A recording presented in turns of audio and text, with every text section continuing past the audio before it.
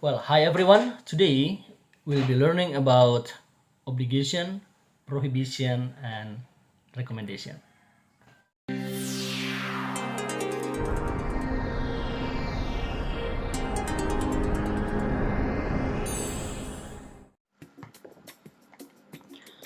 Obligation artinya keharusan, prohibition artinya larangan, sementara recommendation adalah saran. Jadi tujuan pembelajaran kita dalam video kali ini adalah mengetahui bagaimana caranya mengharuskan seseorang untuk melakukan sesuatu, bagaimana caranya melarang seseorang melakukan sesuatu, dan bagaimana caranya memberikan saran kepada orang lain. So, let's get started. Ada kata tertentu yang sering kita gunakan dalam stating obligation, prohibition, and recommendation untuk menyatakan keharusan, larangan, dan memberikan saran. Yang pertama, untuk obligation kita menggunakan dua kata, yaitu must dan have to. Must dan have to memiliki arti yang sama, yaitu harus. Lalu kemudian prohibition. Untuk prohibition atau larangan kita menggunakan kata must not atau mustn't yang artinya tidak boleh. Ini adalah bentuk negatif dari must. Lalu recommendation.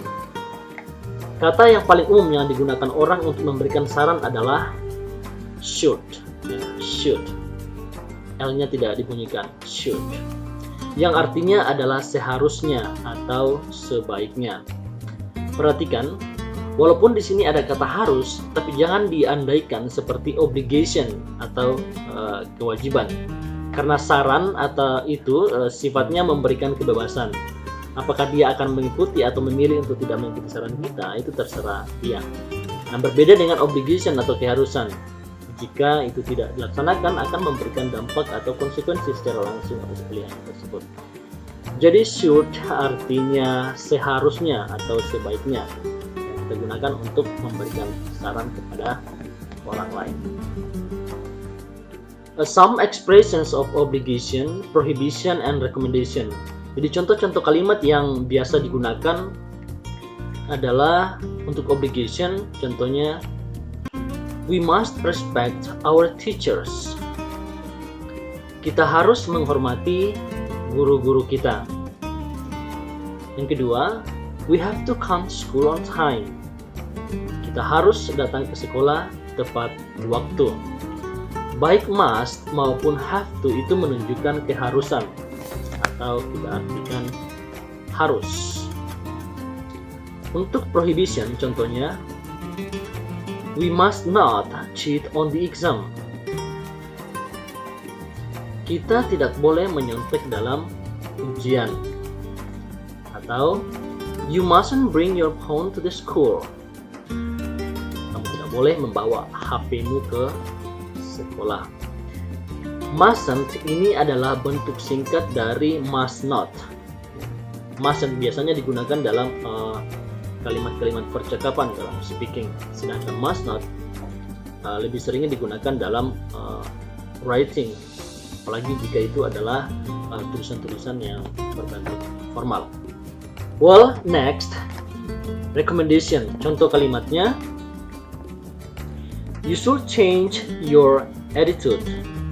Artinya, kamu sebaiknya merubah sikapmu.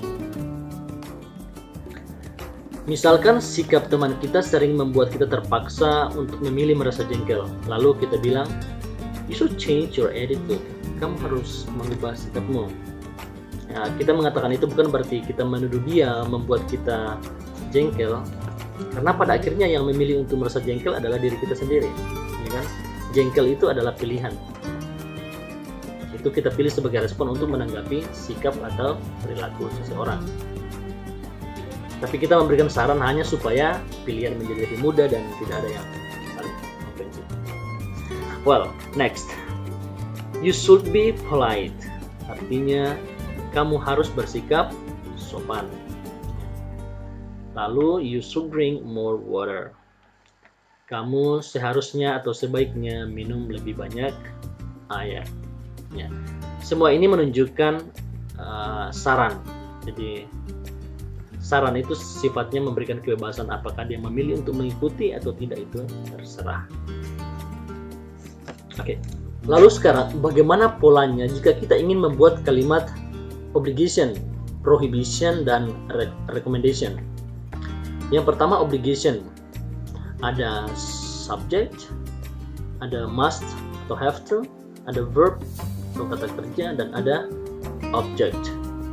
Contoh kalimatnya, you, kamu, must, harus, wear, memakai uniform, kamu harus memakai uniform. Contoh kedua, we, kita, have to, harus respect, menghargai, menghormati our teacher, guru kita. Lalu untuk prohibition ada subject, must not atau mustn't, ada verb kita kerja, lalu diikuti oleh complement atau juga object. Complement itu artinya kata pelengkap. Contoh kalimatnya, we, kita, must not, tidak boleh cheat on the exam, menyontek pada saat ujian. Berikut, you, kamu, mustn't, tidak boleh smoke. You mustn't smoke, kamu tidak boleh rokok. Lalu next, untuk recommendation ada subject, ada should, ada verb atau kata kerja, dan ada object. Contoh kalimatnya, you, kamu, should, harus, atau sebaiknya change, mengubah your attitude, sikapmu. Lalu contoh kedua, you, kamu, should, seharusnya atau sebaiknya drink, minum more water. You should drink more water. Kamu sebaiknya minum lebih banyak air. Oke, jadi ini semua adalah pola yang bisa kita gunakan dalam menyusun kalimat-kalimat obligation, prohibition, maupun recommendation. Selain dari kata yang kita pelajari tadi, must dan have to, mustn't, serta should, ada kata-kata lain yang juga bisa mengekspresikan keharusan, larangan, ataupun memberikan rekomendasi atau saran. Contohnya, untuk obligation,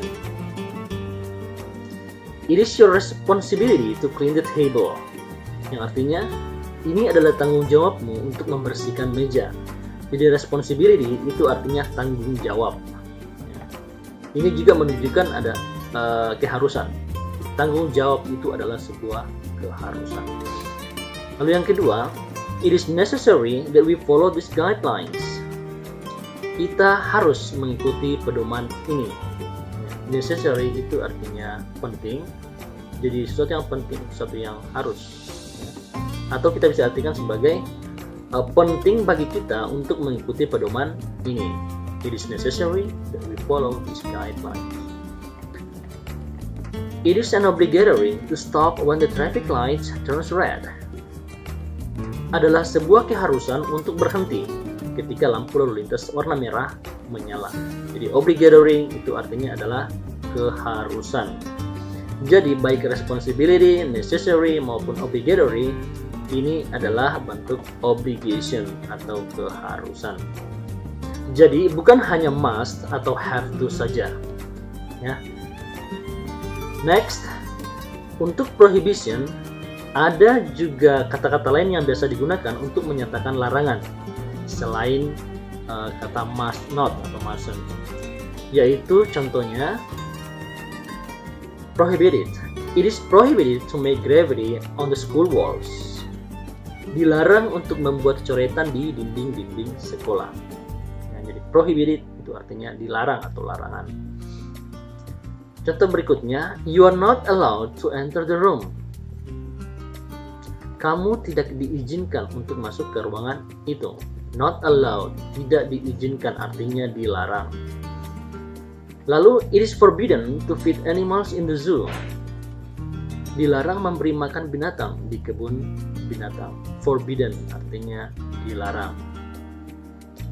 Ya, bukan berarti tidak memberi makan hewan-hewan yang ada di kebun binatang, tetapi ini larangan untuk pengunjung supaya tidak memberi makan binatang yang ada. Oke, jadi prohibited, not allowed, and forbidden itu menunjukkan prohibition, larangan. Dan untuk recommendation, kata-kata lain yang biasa digunakan adalah yang pertama, why don't you? Why don't you go to the doctor? Artinya, kenapa kamu tidak pergi ke dokter? Oke. Ini walaupun dalam bentuk kalimat bertanya, tetapi ini sebenarnya adalah saran. Misalnya seseorang sudah sangat parah dan masih berada di rumah tidak pergi ke dokter, lalu kita bertanya, kita mengatakan begini, kenapa kamu tidak pergi ke dokter? Ya, jadi ini bukan pertanyaan, tapi ini adalah saran. Seharusnya kamu sudah ada di dokter karena kamu sudah sakit parah. Why don't you go to the doctor? Oke. Berikut, how about going to? How about going to Raja Ampat? Artinya, bagaimana kalau pergi ke Raja Ampat? Misalnya teman kamu tiba-tiba mendapatkan uang ratusan juta, lalu dia bingung mau diapain. Kamu bisa memberikan saran. How about going to Raja Ampat? Bagaimana kalau kita pergi ke Raja Ampat? Ya.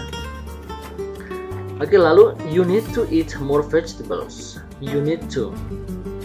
Bisa diartikan sebagai kamu butuh lebih banyak makan sayur, atau kamu sebaiknya makan sayur lebih banyak.